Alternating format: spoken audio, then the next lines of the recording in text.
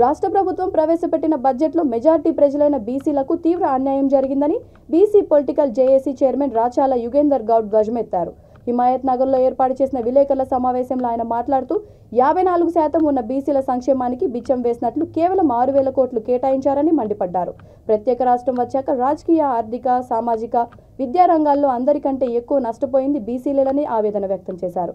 బీసీలను కులాల వారీగా ఓటు బ్యాంకు రాజకీయం కోసం వాడుకోవడానికే పథకాలు అమలు చేస్తున్నారని విమర్శించారు. బీసీలకు బడ్జెట్లో జరిగిన అన్యాయంపై బీసీ మంత్రులు, ఎమ్మెల్యేలు అసెంబ్లీలో మాట్లాడాలని డిమాండ్ చేశారు.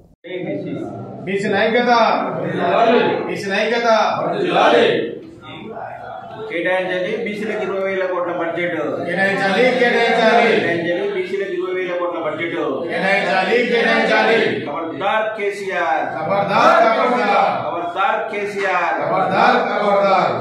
కేసీఆర్ నిరంకుశ వైఖరి నశించాలి కేసీఆర్ నిరంకుశ వైఖరి నశించాలి కేసీఆర్ నిరంకుశ వైఖరి నశించాలి కేసీఆర్ నిరంకుశ వైఖరి నశించాలి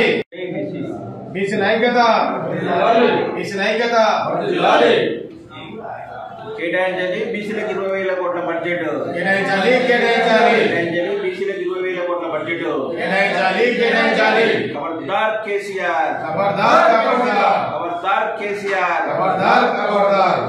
కేసీఆర్ నిరంకుశ వైఖరి నశించాలి కేసీఆర్ నిరంకుశ వైఖరి నశించాలి కేసీఆర్ నిరంకుశ వైఖరి నశించాలి కేసీఆర్ నిరంకుశ వైఖరి నశించాలి.